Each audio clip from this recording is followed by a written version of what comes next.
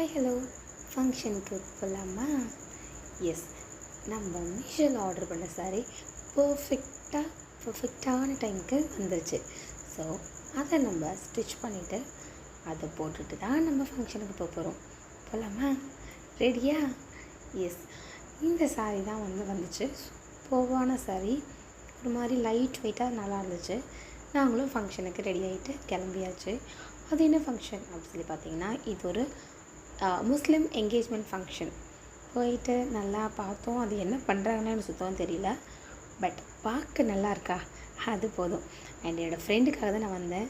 So அவங்க என்ன ரொம்பவே நல்லா கவனித்தாங்க. எனக்கு கையை பிடிச்சிக்கிட்டே இருந்தா, விடவே இல்லை. ஸோ அந்த ஒரு ப்ரெசன்ஸ் அவங்களுக்கு ரொம்ப ஹாப்பியாக இருந்திருக்கும். அஃப்கோர்ஸ் எனக்கும். இவங்க தான் என்னோடய ஃப்ரெண்ட், நீங்கள் பார்க்க முடியாது.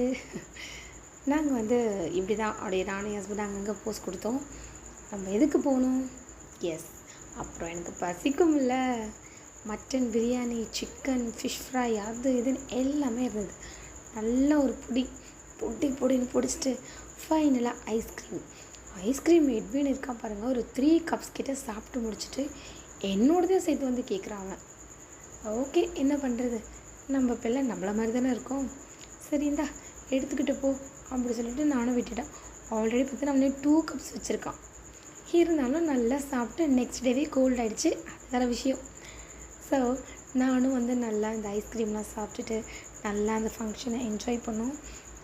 எப்படின்னா எங்கள் எல்லாருக்குமே என் ஹஸ்பண்ட், எனக்கு, பசங்க எல்லாருக்கும் ஒரு ஹாப்பியான ஒரு டேவாக போச்சு. அண்ட் அதோடு ஒரு பெரிய பாபாய் சொல்லிட்டு வீட்டுக்கு வந்தாச்சு. வீட்டுக்கு பாருங்கள் எவ்வளோ டயர்ட் அப்பா அப்படி இருந்துச்சு. இதே மாதிரி ஒரு நிறைய வீடியோஸ் காத்துட்டுருக்கு. பாய்.